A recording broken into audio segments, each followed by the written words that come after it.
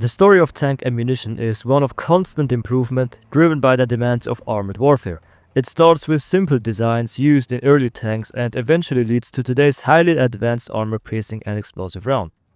In this video, we're going to talk about the history of military shells and ammunition, their use in battle, and most importantly, we're going to look at each type of shell specifically in its function. We're gonna look at different types of ammunition based on their timeline, so if you care about one thing but not the other, feel free to use timestamps to skip to the part which interests you. The idea of armor-piercing rounds came before tanks were even invented.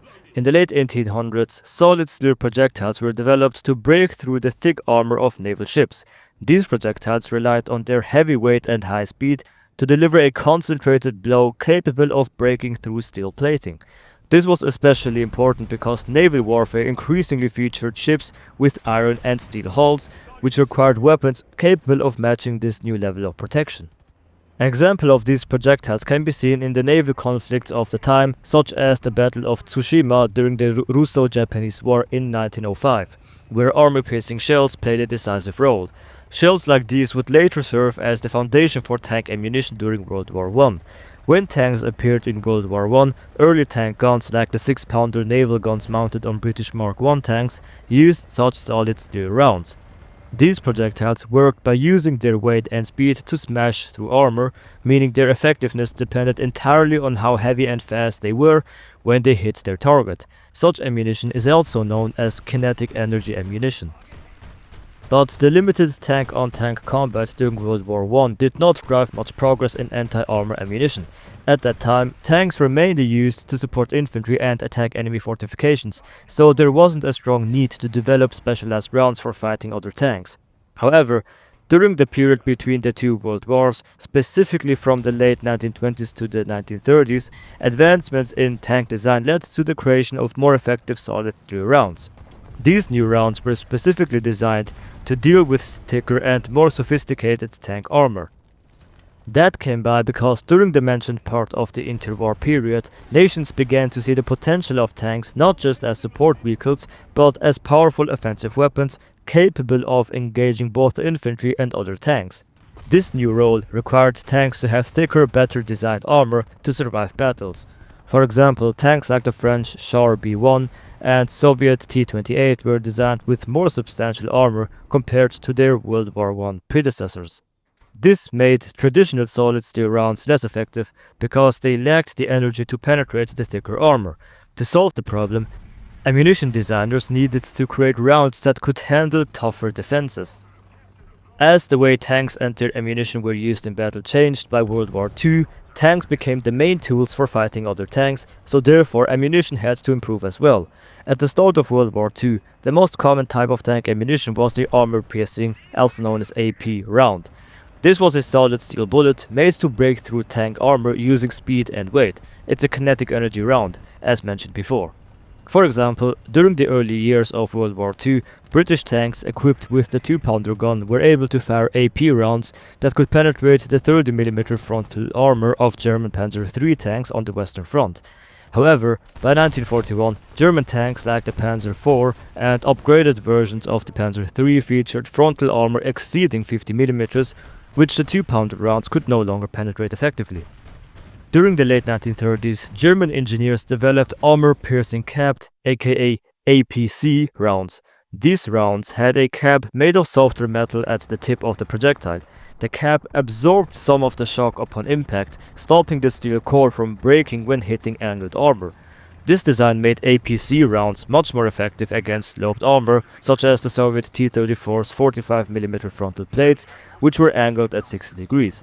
For example, during battles on the Eastern Front in 1941, German tanks like the Panzer III with 50mm KWK-38 guns used APC rounds to successfully penetrate T-34 armor at ranges under 500 meters. However, the softer cap also reduced the round's aerodynamic shape, decreasing its range and accuracy at longer distances. To overcome the aerodynamic limitations of APC rounds, armor-piercing capped ballistic capped, also known as APCBC rounds, were introduced. These rounds added a pointed ballistic cap over the softer armor-piercing cap. The ballistic cap improved aerodynamics, allowing the round to maintain higher velocity and better accuracy over long distances. For instance, the German 75mm KWK-42 gun on the Panther tank used APCBC rounds capable of penetrating the frontal armor of most Allied tanks at ranges up to 2000 meters. As tank armor continued to improve, traditional AP and APCBC rounds became insufficient. This was because tanks began using thicker, sloped and later composite armor, which was much harder to penetrate. For example, German Panthers and Tigers had frontal armor which traditional AP rounds could no longer reliably penetrate. Even APCBC rounds struggled as their design was not good enough to deal with the increased thickness and better design of the tank armor. By 1944, even high-velocity guns like the British 17-pounder needed better ammunition. These problems created the need for higher velocity and penetration, which led to the development of sub-caliber projectiles like armor-piercing discarding sabot, aka APDS rounds. It was introduced by the British in 1944 for the 6-pounder and 17-pounder guns and featured a dense tungsten core surrounded by a lightweight sabot. The sabot fell away after the round exited the barrel, allowing the tungsten core to maintain maximum velocity. APDS rounds significantly increased penetration, which enabled the British 17-pounder to penetrate the thick frontal armor of German Tigers and Panthers. During the Cold War, tank ammunition kept improving to work against better and more complex armor designs. Tanks started using composite and spaced armor, which made older ammunition types less effective because the new armors had unique designs which could stop or weaken traditional projectiles. Composite armor, for example, is made of layers of different materials such as ceramics, metals and plastics. These layers absorb and spread out the energy from an incoming round, making it harder to break through.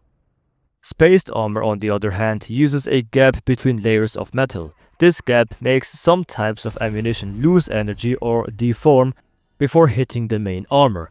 These new armors led to the creation of armor-piercing fin-stabilized discarding sabot, aka APFSDS rounds, which replaced the earlier APDS rounds.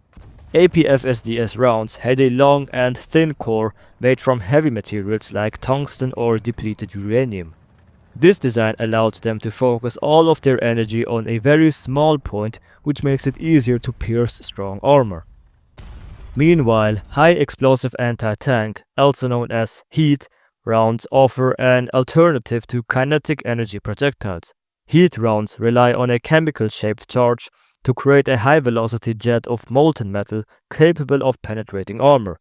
Unlike kinetic energy rounds, heat rounds, or basically all chemical rounds, are effective regardless of their velocity, making them suitable for low-velocity weapons such as recoilless rifles and infantry-carried rocket launchers. The German Panzerfaust and the American M72 LAW are examples of that. Modern tank ammunition continues to get better in response to improvements in armor technology. APFSDS rounds remain the primary choice for tank versus tank engagements. These rounds can reach very high speeds, often exceeding 1700 meters per second, and are capable of penetrating even the most advanced composite armors. Depleted uranium penetrators, used in some American and British APFSDS rounds, were first developed and introduced by these nations during the Cold War to counter advanced composite and spaced armor on tanks. To deal with reactive and composite armor, tandem charge heat rounds were created. These rounds have two explosive charges, a smaller one to trigger the reactive armor and a bigger one to get through the main armor underneath. For instance, the Russian RPG-29 uses this type of warhead to break through the defenses of modern tanks. High-explosive squash head rounds are a lot less common but are still used by some armies for certain tasks. These rounds work by spreading plastic explosives on a target surface. This creates shock waves that cause pieces of the armor to break off inside the tank, a process which is called spalling.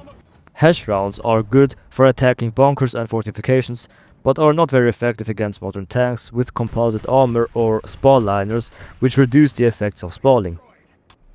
Anyways, that was all I had to say for today's video. I hope you enjoyed it. If you think I said anything that is not right or you think I should have added any additional information to this video, please let me know in the comments and share your knowledge. Besides that, Thanks for watching, and I'll see you in the next video.